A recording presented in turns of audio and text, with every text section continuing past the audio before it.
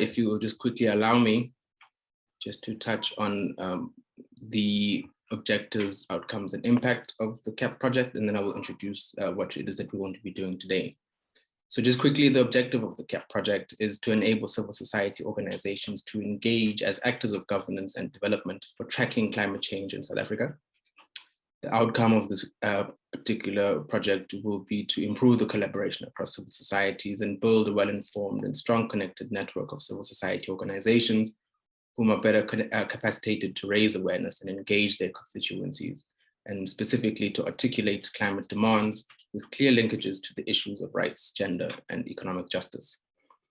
And the impact we hope to achieve with the project is the development and implementation of more ambitious climate policy that promotes climate equity and advancing gender equality and economic justice and the realization of human rights. So let me take this moment then to thank the colleagues at the European Union for their support in making it possible, not only for our meeting up today for this webinar, but also for the execution of the CAAP project. They are our funder or co-funder in this particular intervention. Also, let me allow time then just to introduce our keynote speaker for today. Ms. Ariane Labat, I hope I pronounced it correctly, as part of the delegation from the European Union. She will be hosting us today with the opening remarks for today's webinar. Is Ariane available to speak? May I call upon her now? And then also just to say welcome, colleagues. Thank you so much for your time in the busy days. I know this time of the year tends to be very busy, and we appreciate your time to join us for this webinar. Thank you so much. Ariane, are you available? Thank you so much, Thando. Morweni nonke. Thank you so much to have us with you today. So I'm Ariane Labat, the counselor at the EU delegation working on climate policy. This program is made available by my colleague Lydia Afonso-Gallegos, who leads with green cooperation programs between South African partners and us from the EU side. And I'm really honored to be with you, and most importantly, to be with IPCC authors. Francois and Monteiro are really extremely influential scientists of the global climate action. And we also take into account their findings also to develop EU policy. So from the EU perspective, it's just important to tell you all our climate intervention in Europe and our relation with South Africa on advancing climate policy is really science-based. We take into account very seriously the message from IPCC authors about the need to accelerate our ambition across all dimensions, reduction of emission, but also climate adaptation. And we take that science message into account when we develop the priority focus of our different interventions. If you think, for instance, of the climate adaptation agenda, it's very much all the literature about resilience opportunities, which group are most affected by climate risk, and which intervention have the best potential to enhance the resilience and our capacity to adapt to climate change. It's very much driven by the findings by scientific experts that tell us about the connection, for instance, between climate issues, but also food security issues and biodiversity degradation. So in our work with policymakers, with stakeholders, with climate youth as well, the messages from IPCC authors is extremely important. This is the first of many conversations, I'm sure. From the EU side, we are here also to share with you, enable you to have access to the practitioners on European side, be they members of trade union, of civil society, climate youth movement, but also mayors, responsibles of provinces and regions, who are in, I would say, at the core phase, of implementing climate policies in their respective, jurisdictions, because that's also one of our key roles, to facilitate the collaboration of peer-to-peers on European side and on your side as climate champions, so that collectively we know faster what are the best practice, and we are empowered to implement these solutions in our respective communities. I don't want to take more time, just to tell you again, Lydia and myself, we are here to facilitate your access to knowledge, to experiences, to funding where it's appropriate, and to fight together these climate change fights on the same side. I look forward to our discussions today. Thank you very much. Thank you so much, Ariane, for your opening remarks.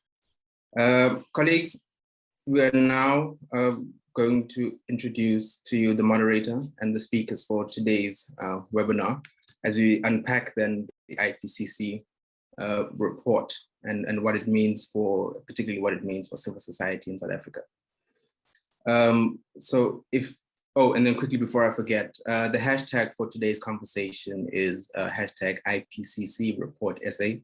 I believe it has been put in the chat. All right, so quickly then to introduce our moderator, who will also then introduce our speakers. Zukiswa Mqolomba is a senior executive with roots deeply embedded in economics, poverty, and public policy work. She is a Mandela Rhodes Scholar and a Chevening, if I pronounced that correctly, scholar. She has 2 master's degrees, a master from the UCT and a master's in poverty and development from the University of Sussex in the United Kingdom, Bristol.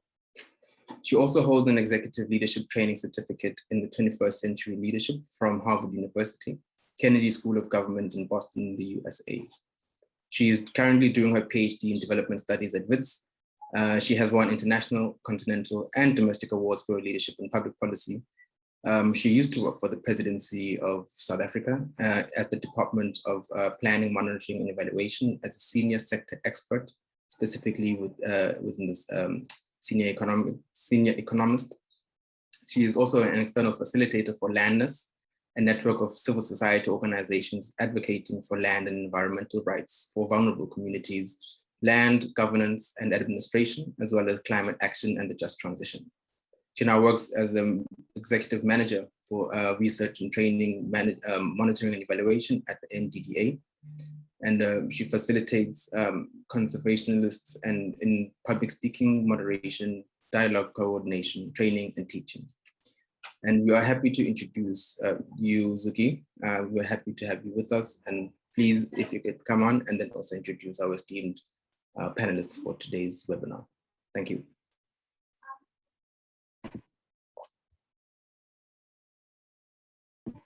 Zuki, you're on mute.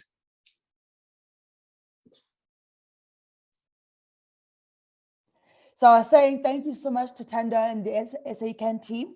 It's my pleasure today and honor really to be a part of this conversation and to be moderating today's session. I also want to welcome all the guests to our webinar, which is basically a webinar for civil society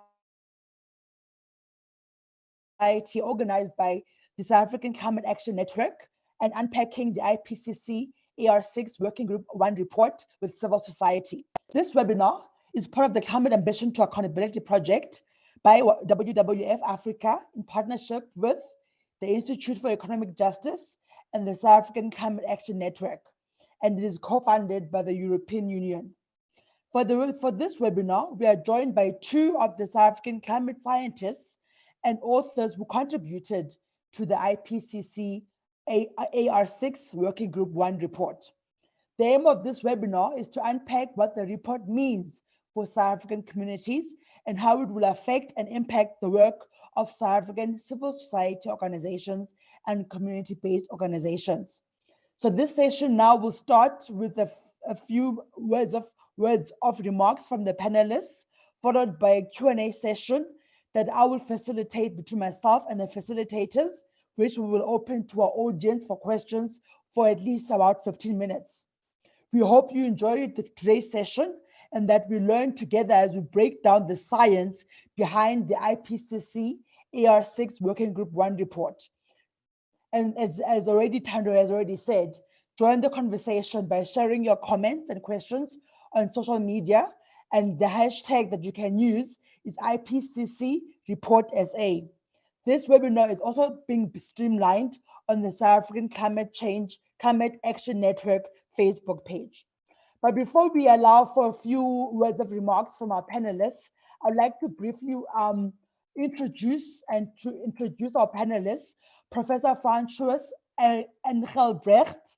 I hope I haven't murdered your name, and Dr. Pedro Monteiro. So Professor Francois is a professor of climatology at the Global Change Institute of the University of the Witwatersrand in South Africa, which is WITS. He specializes in numerical climate model development and the simulation of African climate variability and change. In particular, he currently leads the development of an African-based Earth system model towards participation in the Coupled Model Intercomparison Project Phase 6 of the World Climate Research Program. His research has led to new insights into the changing temperature, rainfall, and circulation patterns over the continent under enhanced anthropogenic forcing. He served as an invited lead author of the IPCC Special Report on Global Warming, which was published in 2018, and he is the lead author of Working Group 1 of Assessment Report 6 of the IPCC Chapter 4.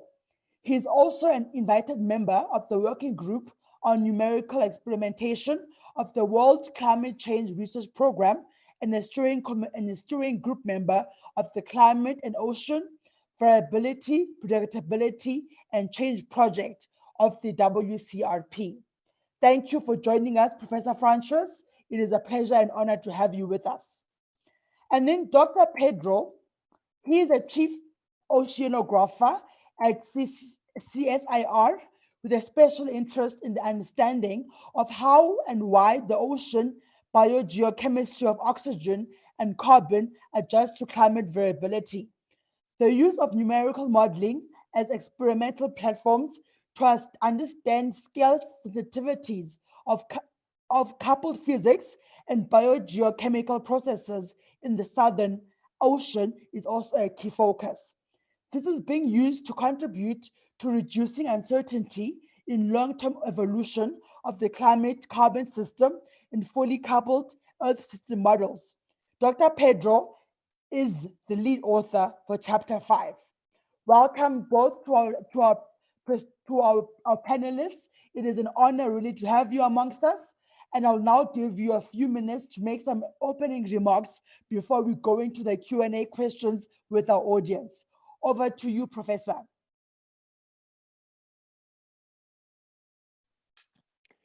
Thank you so much, Zuki, for the introduction. Greatly appreciated. Also good to see Ariane again, and thanks also to Thando for the introduction. Everybody, I'm going to share my screen and just show you a few pictures while I make these remarks, as Zuki has just indicated I'll do. We don't have so much time, so of course I will have to give a very, very concise overview of the climate aspects of the assessment report, and my colleague Pedro Monteiro will of course speak in more detail about some of the important implications for carbon. But let's jump in immediately.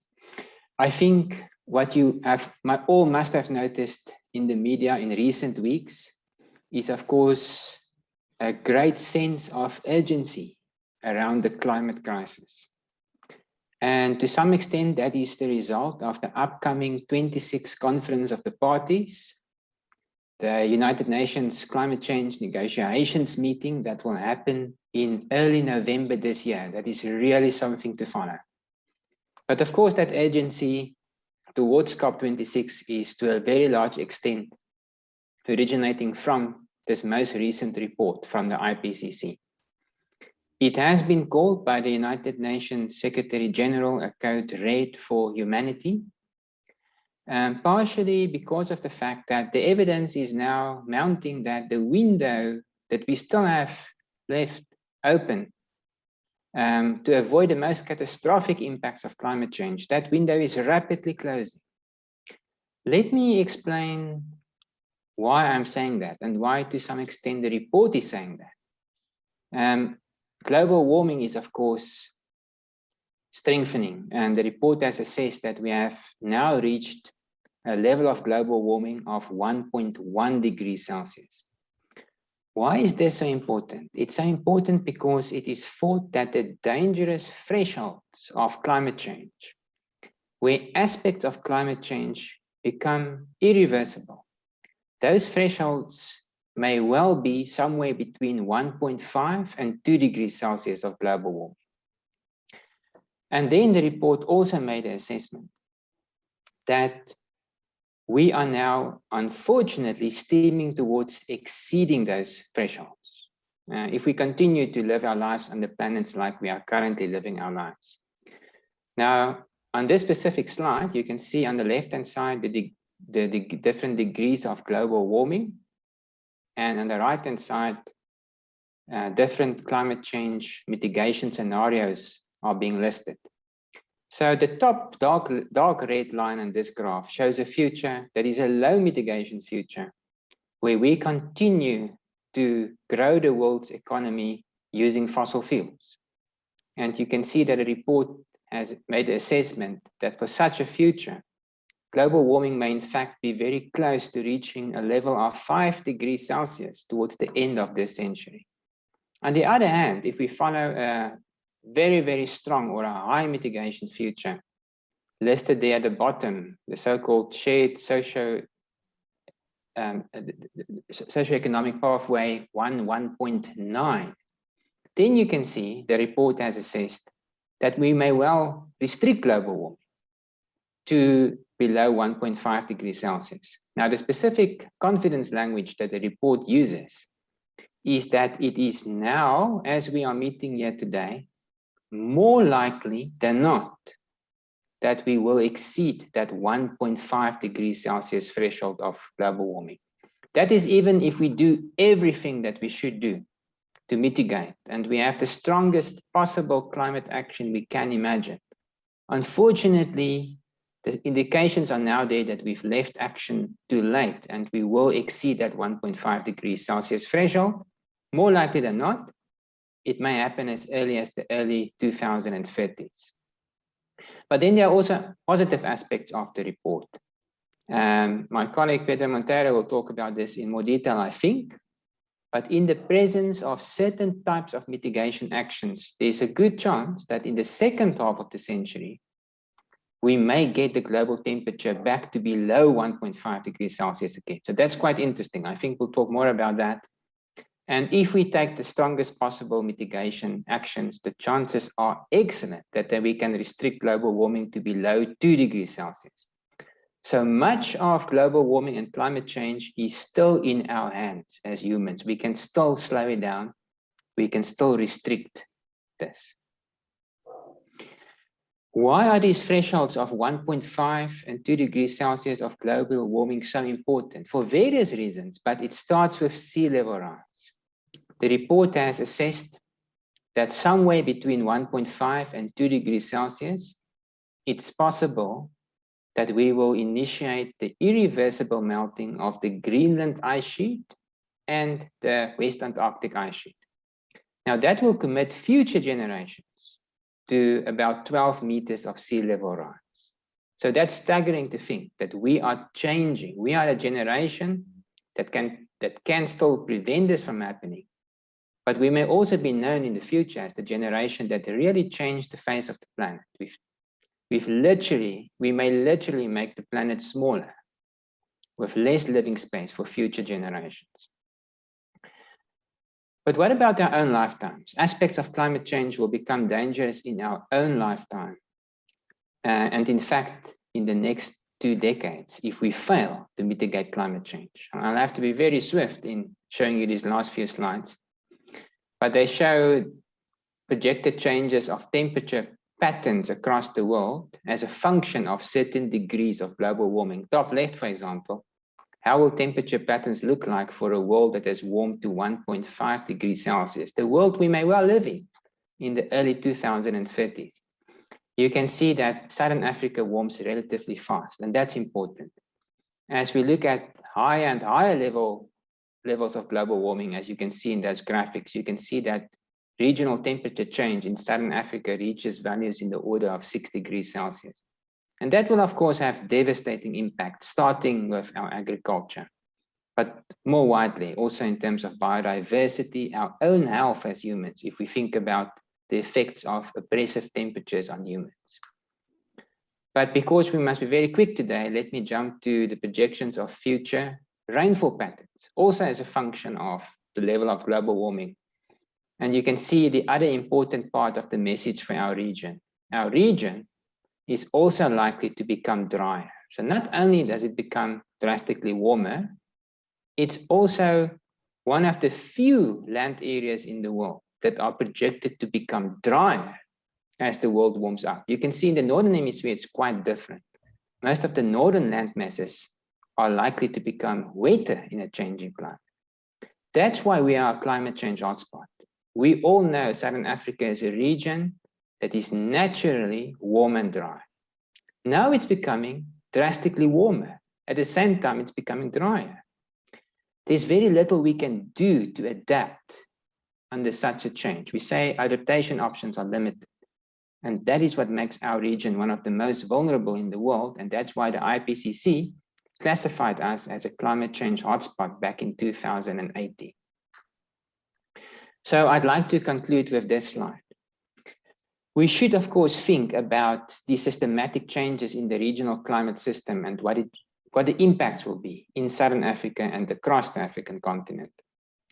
But we also need to think about high impact climate change events that may happen over the next few decades, even within the next 10 years, or as the IPCC calls it the near term, the next 20 years. We need to consider the possibility of unprecedented climate change events happening in our region, events we've never experienced before.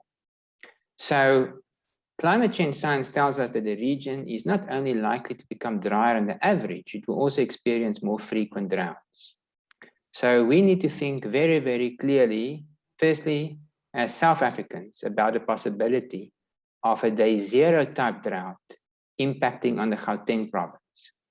It's not only our southern provinces that are vulnerable, it's also the summer rainfall region. So what about the possibility of a multi-year drought affecting our mega dams and eventually severely compromising the Gauteng water supply?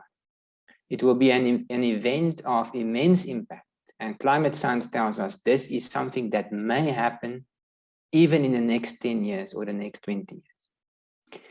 What about impacts on climate change on our agriculture? We all know how vulnerable we are during periods of drought, but the next 20 years will bring more drought to Southern Africa than the last 20 years.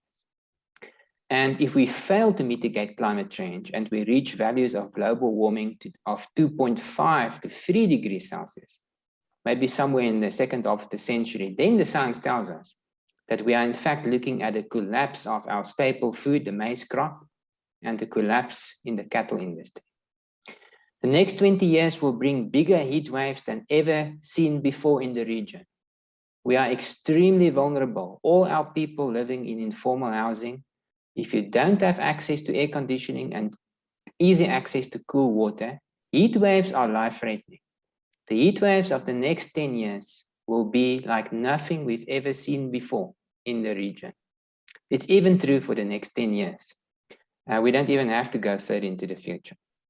And then finally, what about an intense tropical cyclone reaching northeastern South Africa? We know how absolutely devastating these systems are in Mozambique.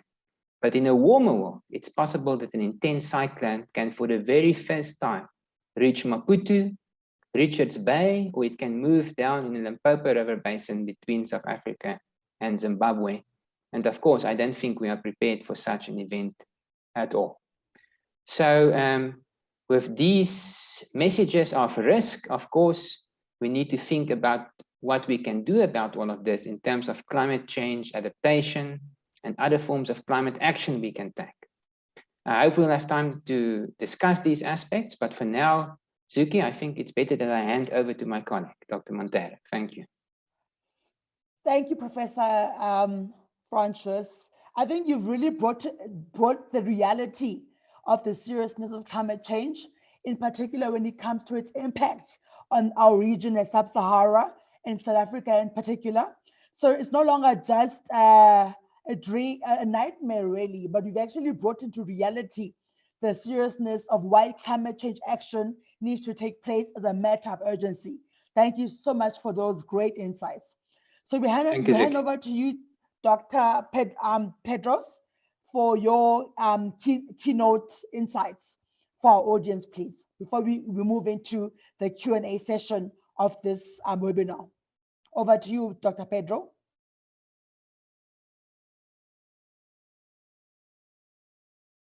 Dr. Pedro, I think you're still on mute. Yeah, I'm just setting up, just checking whether you can see the, what's happening here?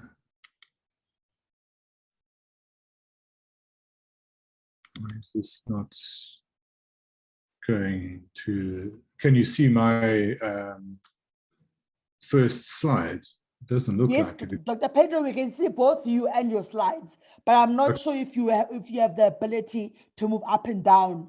That might be a function that's not enabled that we can try to quickly fix for you if that's a requirement. It seems to be, can you see the slides move like that? Yes, no, we can see the slides move now. Okay. All right, perfect. All right, well, so thanks very much, and it's very nice to be here with you. This is an extremely short presentation, so you certainly there's going to be no unpacking from our part about the details of the science, but just a few very high-level messages. So first of all, let me just start off by acknowledging my colleagues in the carbon chapter of the IPCC. I think that the success of every chapter depends on the lead author team, and we had an excellent one. Actually, this morning, that's worth mentioning, the Nobel Prize for Physics has been awarded to 3 scientists who have been involved in different ways in developing the climate models that have brought us to here today. Oh wow! And so it's a very special moment, actually. Okay, so I think the key thing is that a key difference, first of all, between the 6 assessment report, the Working Group 1 report, and the 1.5 degree special report that was issued in 2018, is really that is a much more precise assessment of the link between mitigation, the science behind the need for mitigation, and the climate response. In other words, what is really identifying that there's in fact a pathway, which Francois alluded to, that in fact we can make it, and we have a much better precision around how to get there. But as Francois mentioned, it depends on a number of uncertainties which are not well constrained at this stage. Okay, so I really wanted to mention just 2 main points. First of all, I'd like to pick up again on a point that Francois mentioned, which are the tipping points, because they are really important around the question which a lot of people ask is, why 1.5 degrees centigrade? Okay, why not 2 or 3? And the second point is really about the idea of carbon being our main lever towards achieving that 1.5 degrees centigrade. So what I've got here is actually a little bit of science which already has emerged after the end of the IPCC. Okay, so it's very, very new. And what it highlights on the left-hand side are what are the global tipping points, potential global tipping points.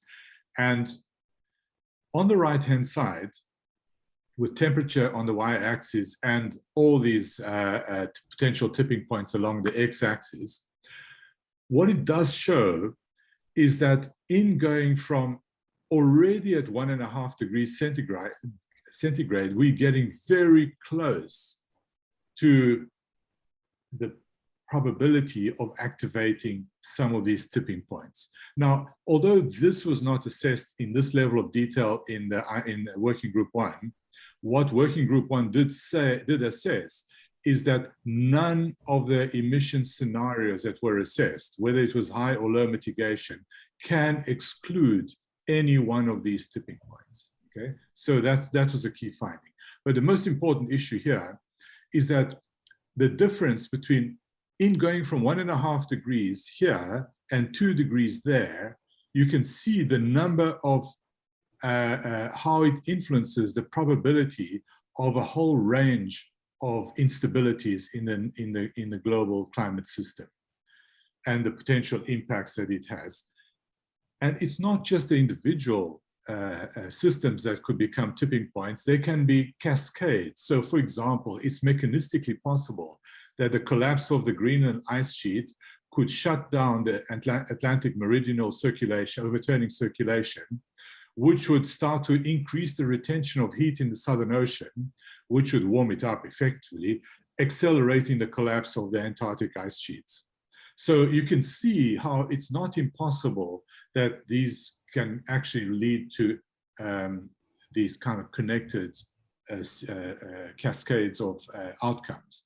Now, the reason for highlighting this is that in concentrating around what's important to South Africa, through government and through business, have to also be focusing on the importance of having a global voice. Because actually the answer to this level of outcome lies in the global concerted action, of which South Africa is a really important contributor. Okay, so now moving on to carbon.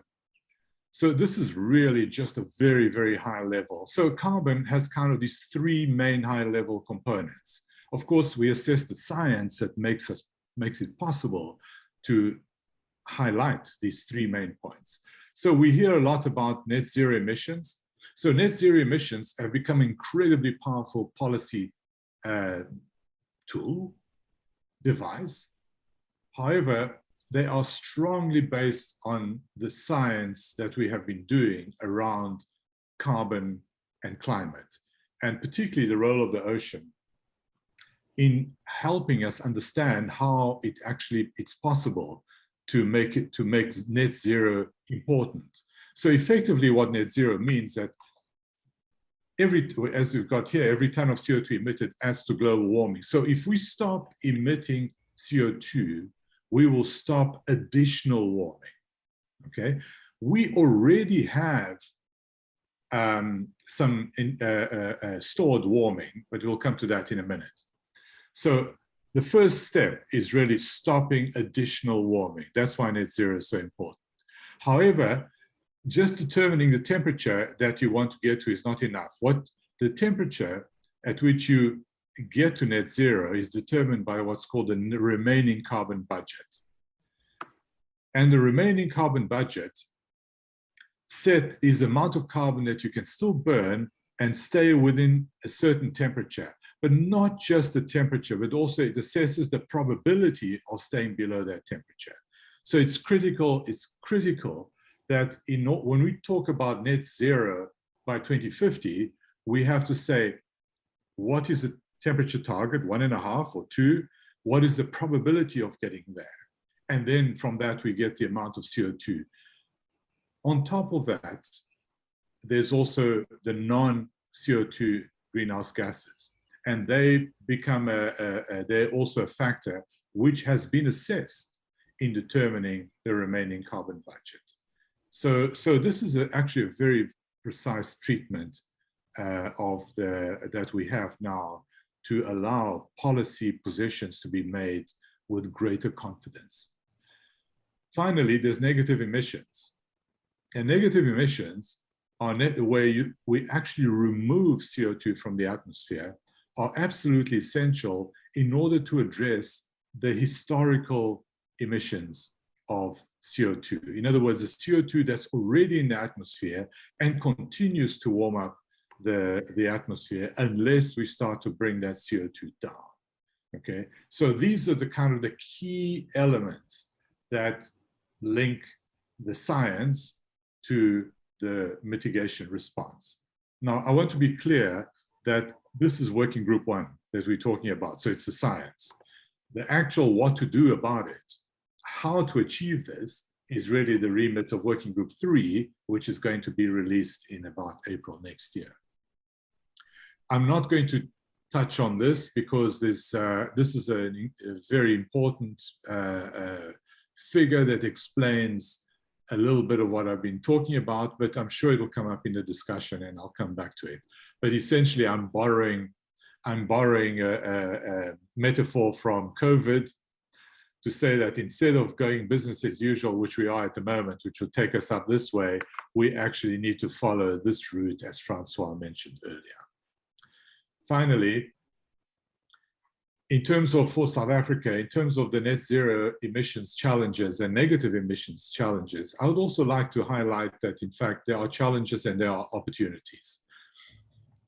On the challenge side is that if we are not sufficient in terms of the way we support the global challenge, then we go into what I call the paradox for the just transition, which is that without achieving those deep, strategic deep mitigation targets, the cost of adaptation becomes too high. So it's actually really important that on the basis of the science from Working Group 1, that South African policy shifts its position more away from the 2-degree target, which it is still at the moment, even with the new NDCs, towards a more explicitly in the 1.5 degree centigrade. We probably have one opportunity globally and regionally to get this right. And actually so this is actually where the support of civil society is also really important. In terms of negative emissions, there are some really important opportunities that will emerge in this important area. And that's really that we're sitting, as this article on the right-hand side highlights, we are having to do something for which we don't have the methods in place. And this is really, we should see this as an opportunity of our science and innovation system in partnership with our colleagues around the world, in Europe, US, China, to actually play a major role in contributing to developing the capabilities to make the 1.5 degree target at the end of the century possible. So I think I'll leave it there. And yeah, thank you very much. Thank you so much, Dr. Pedro. That was particularly insightful, particularly in terms of understanding what the challenges and opportunities for climate change action will be for South Africa and the region at large. Thank you so much. A very insightful presentation as well from you. And now we will hand over to our Q&A with the audience, and just to get the ball rolling, and just to make sure that, because obviously this report is highly scientific in terms of its language. And sometimes ordinary people might not have an understanding of even the definition of climate change and how it impacts on our societies at large. So just to quickly ask the first question to get the ball rolling, just to bring it home, why should this report matter for the ordinary man on the street? Well, obviously, this report is undoubtedly one of the most important and influential reports that will come out this year in relation to climate change. So why should communities and ordinary people care about climate change or climate change action or inaction? And how are they directly affected by climate change? Just to bring it home to the man on the street, why should this report matter to me as an ordinary citizen? living in Khayelitsha, living in KwaNobuhle, living in Alexandra, living in Diepsloot? Why should this report actually matter?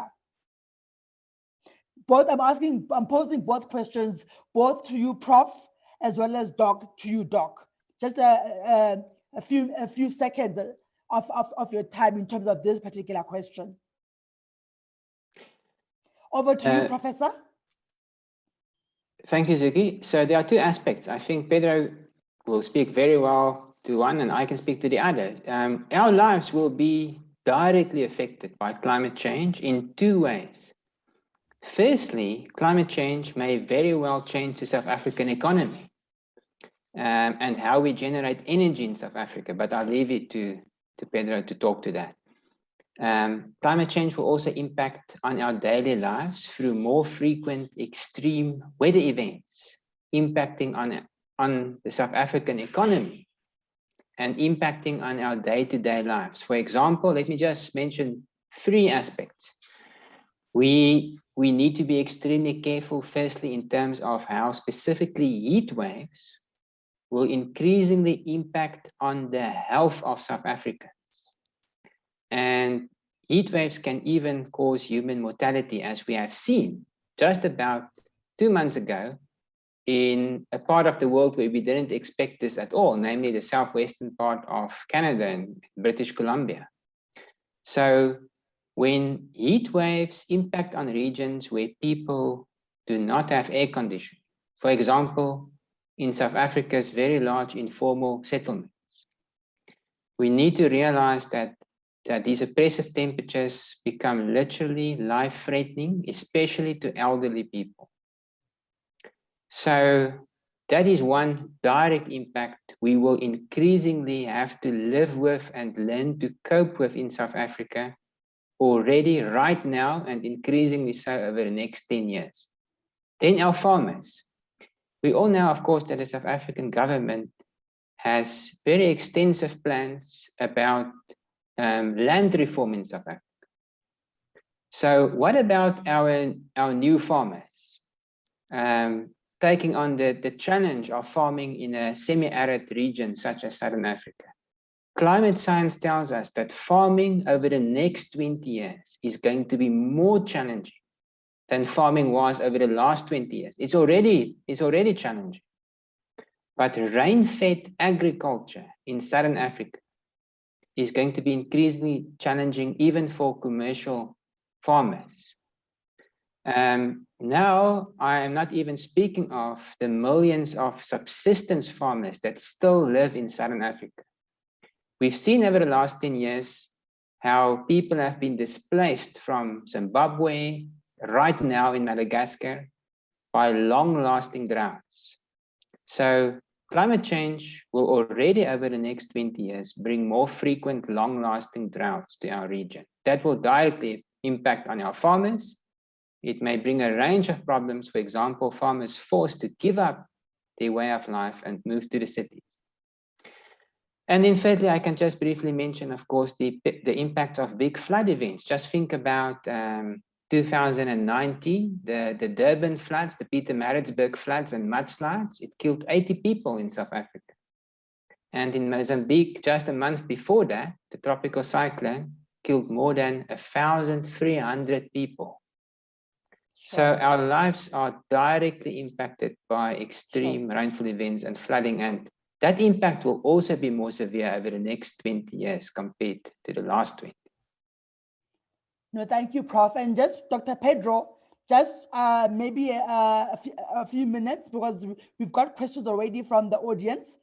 Why should this report matter to the man on the street? Thanks. So I mean, Francois has already mentioned the importance of extremes, and that's really an important issue. So how we manage them is going to be critical. And what this report has shown is that the probability of these extremes increases measurably for every ½ degree warming. So it is quantified at that level. So events that are one in 100-year events at 1 degree centigrade become 1 every 5 year to annual events at 2 to 3 degrees centigrade. So those are the kind of issues that should worry all of us, particularly in terms of what Francois was saying, food and health. Now, the second is on in responding to that, which means that in order to stay under the 1.5 degrees centigrade, there's a fundamental reorganization of the South African energy system and economy. And this is an opportunity, actually, to bring all South Africans into the mainstream economy. And the Presidential Climate Change Commission is starting to play a critical role in setting out the path that could be followed in order to achieve that.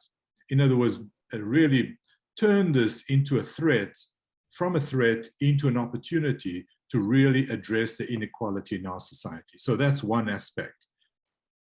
The other aspect is really around the technological and innovation aspect. So those are two ways in which, so that's the sort of education, the innovation side. So those are the two ways in which we will see everyone, whether in South Africa, affected in one way or other by what the next 10 years and beyond. Thank you, Doctor. Thank you, Dr. Pedro. So there's a question from our audience, one of our participants, Lukuko Nonjinge, and she's asking to Dr. Pedro if you could please make special mention of the role of civil society, especially in terms of building climate resilience. What is, especially when it comes to building climate resistance and ensuring that there is a committed and coordinated effort backed by significant resources and a population that understands and supports the need for prioritizing climate change. Currently, she says, we have a large population of citizens that are not even literate. So how do we address this? What is the role of civil society in ensuring effective climate action on the part of government? And what is the role of even coalition building and solidarity movements when it comes to our climate action response as a country and continent at large? And this question is directed towards Dr. Pedro. Over to you, Doc. I'm a mere scientist. You all have the hard work, the hard part of the job, which is, and I mean, you know much better than I do about how to answer that question. But where I think something I think that would be very useful is to have some mechanism that enables a more regular engagement between climate scientists and civil society organizations. I think that would be a really productive way of taking that forward. But I mean, we climate scientists and we can engage with you about what the science provides, the insight that the science provides that enables you to make decisions about plans and facilitate the transitions that are required. Thank you, Doctor. Thank you, Dr. Pedro. Thando Lukuko, I've noted your hand, but I'm first going to go to Andrea Weiss. Her question is, do you anticipate that parts of South Africa will become completely uninhabitable at the current warming trajectory? And I'll hand that question over to Prof. Francois, if you could please answer that question for us. Thanks, Andrea, for that question. And it, of course, depends to a very large extent about what humanity is going to decide in terms of the future greenhouse gas trajectory of the planet. So for these low mitigation futures, I've shown there right at the beginning of my talk, where global warming reaches values in the order of 4 degrees Celsius towards the end of the century. We should realize that of course translates to increases in the South African interior easily in the order of 6 degrees Celsius, even more. And that will be also accompanied by general reductions in rainfall and more frequent drought. So such a future that may well await us under a low mitigation pathway for the world in the second half of the century, we should realize that's a future where you cannot grow maize in Southern Africa. It's a future where you cannot keep cattle in Botswana or in Limpopo province or Northwest or the Northern Cape, purely because of the immense heat stress and the impact on all mammals. So that will be certainly a Southern Africa less habitable than the one we know today. You won't be able to do certain types of farming. Just try to imagine Botswana without cattle. 70% of the people still depend on cattle today in Botswana to some extent. So it will be a completely different world. It will be a less livable world. It doesn't mean that people will fall down and die when they walk around in this future Southern Africa, but it will be far more difficult to generate livelihoods as we generate these today. So yes, Andrea, we are heading under such futures to a substantially less habitable regional world effectively. I think also important is to realize that in such a world, the sustainable growth of our cities will also be heavily compromised because of heat impacts on people, but perhaps even more importantly, because of more frequent water shortages introduced by these general reductions in rainfall and more frequent droughts. Thank you, Prof. I think this is a sufficient answer, actually. Very insightful indeed. Then we'll just take two more questions. I want to address Mr. Labat. His question is, in your view, Dr. Pedro, has the South African response to the report been satisfactory?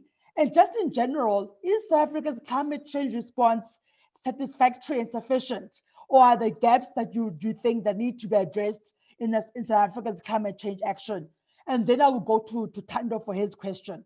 So Thando will be the last person to ask a question, and we will then hand over to Thando for our vote of thanks. Over to you, Dr. Pedro. Yeah, look, I'm now wearing my hat as a South African citizen, as a South African more than as just a scientist. And I think that we are starting to see a greater willingness to be more to begin to shift towards the right level of action that in terms of reducing carbon emissions. Are we where we need to be? No. And so effectively we're starting to move, and I believe that with the collaboration across all sectors, which includes yourselves, government through the presidential and the coordination of the Presidential Climate Commission, government, business, and our international collaborators, and most importantly, who will be key partners in supporting the government finance towards to enable this decarbonizing the South African economy. I think that we'll get there, but it is important that we as South Africans keep reminding our government and business that the targets that have been set by Working Group 1 of AR6 are actually important and necessary. Thank you, Dr. Pedro. Over to you, Thando Lukuko. So the time now is 2 o'clock. After your comment or question, we will just ask our panelists to make their closing remarks, literally 1 minute each, before we go to a vote of thanks and closing by our coordinator, Thando Lukuko. Over to you, Thando. Thanks, Zuki. I'm actually wondering if our panelists wouldn't like to say their closing remarks, because my closing comments are related to that question that was asked by Google, and I think it's also a good response to close on, if that's okay. Awesome. So Professor Francois, over to you, a 1 minute closing remark, and then we will have Dr. Pedro, and then we will hand over to Thando Lukuko to make the vote of thanks and to close on our behalf. Thank you. Thank you again, Zuki, for the invitation to present to this audience today. I would say, let us look it straight in the eye that the world is committed to some further warming, even in the presence of strong climate action. The best that we can do in that context as South Africans and as Africans is to have a good understanding of the risks we will face right now and increasingly so over the next 2 decades. And let's prepare to the largest extent that we can for the future impacts of climate change in our region, whether these come via long-lasting droughts, heat waves, or severe storms. Climate science gives us a way to have an idea of what these risks are. So let's adapt to the largest extent that we can to what is coming. Thank you, Professor. Over to you, Dr. Pedro. Thanks, Zuki. So I think that we all realize that global warming is global, and climate change, particularly climate extremes, are regional and local. So we feel climate change locally, but the lever of action is a global one. So it's extremely important that, that the link between the region and the global is made both through the science, which it is now in activities like the IPCC, as well as in civil society. That, you know, that civil society, local civil society and global civil society are actually interacting with each other in bringing the impacts and the levers together, basically. Thank you. Thank you, Doc.